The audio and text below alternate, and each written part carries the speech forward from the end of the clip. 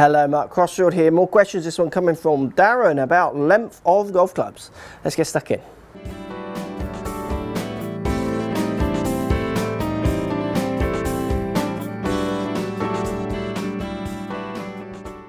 So Darren says, I've read the average driver length on tour is 44 inches. This is obviously less than standard from the manufacturers. Is this the same for irons, wedges? What would you say the average length of irons stroke wedges is on tour? Historically, 7-iron for example. I'm 5'8" and thinking standard length irons might be too long. My 7-iron is 37 inches. You're the man. Thanks, Darren. You're the man too. Look, there is no real average, but there's always an average.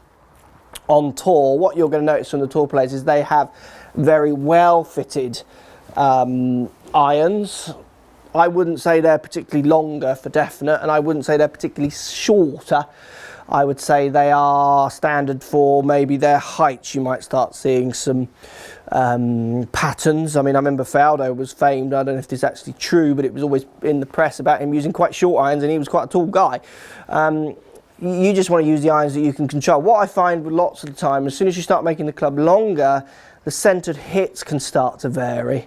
So if you give someone a ridiculously long club, hitting the center becomes much harder. So as the club gets longer, often, not always, but the centerness of strike gets more difficult. And if you're not hitting it out of the middle, you're going to hit deviations in shots. You're going to get dispersion, discrepancies in shots, purely from the quality of your strike being away from the middle of the club or wherever the CG is.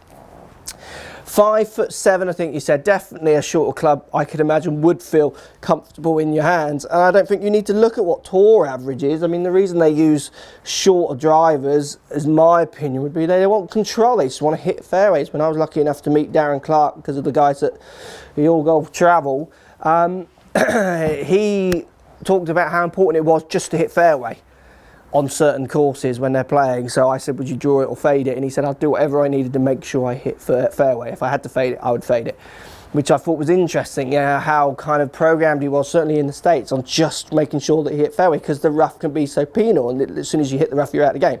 So look, if you feel like the shorter clubs feel more comfortable, definitely going with them is a good idea. The only thing I would test is if you lose any distance with your shots. Arguably, I know when I make my shafts on my clubs longer, I tend to go further. I swing them a bit faster and I do hit them a bit further. There's a cut-off point where they start to feel uncomfortable. So the other thing I would test for you is that if you do go short, that you're not losing too much distance. So as in, if your dispersion stays the same with a longer club, I would always go with the longest club possible for a student, because I don't see the point in giving up distance when often distance is something a player wants. So thanks for the question, hope that helps. Get fit, go and hit a few, go and hit a long one, short one, check the dispersion, always go with the longest club you can handle. I can totally understand why the shorter club feels more comfortable though. We'll speak to you all soon, and thanks for the question. So if you like what's going on here, don't be afraid to subscribe to the channel, also thumbs up the video, post comments, love to hear what you guys got to say. Let's keep it social. The more we talk, the more we share, the easier this game will get for everybody. So if you want to find me on Facebook here, you can find me on Facebook.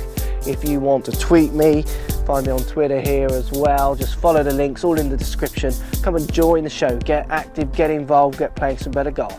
Thanks for watching.